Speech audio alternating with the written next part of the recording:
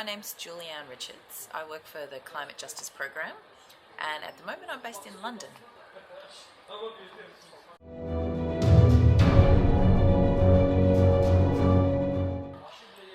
Loss and damage to me is all about the unfairness of climate change. So it's all about the fact that climate change are being caused by the big polluters, the big fossil fuel companies, and whilst the people paying the real costs of those products are the poorest and the most vulnerable people.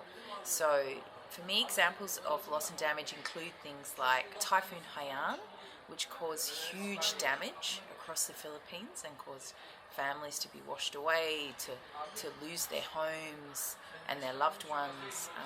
Also Cyclone Pam recently in Vanuatu, where 80% of houses and buildings in Vanuatu were damaged or destroyed by Cyclone Pam. So that's an example of loss and damage, something when the impacts of climate change go beyond what you can possibly adapt to.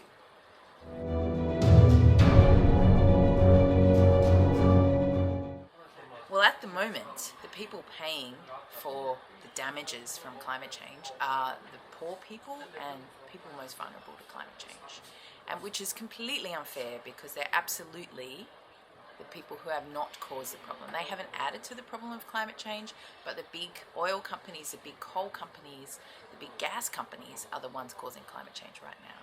So the fact that they're causing climate change and yet poor and vulnerable people are paying for it is absolutely unfair and is completely at the heart of why we need to address climate change.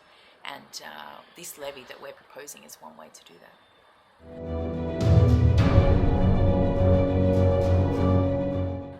One of the keys to ambition on climate change is climate finance. And there's not enough. There's not enough climate finance right now. So already with adaptation costs, poor countries need more money to help them adapt to climate change, and there's not enough money around right now. So the advantage of the idea of a levy on fossil fuel extraction is that it could easily raise a really significant amount of money. Even if it starts at a really low level of just $2 a tonne of CO2, which is really low, much lower than it should fairly be, but even at that low level it would raise $50 billion every year.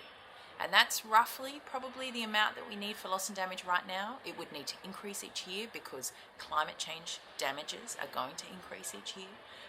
So there's a big potential to both unlock quite a lot of money that doesn't have to come from treasuries. It comes from the companies that are directly causing the problem. And it could help unlock ambition generally within the climate change arena.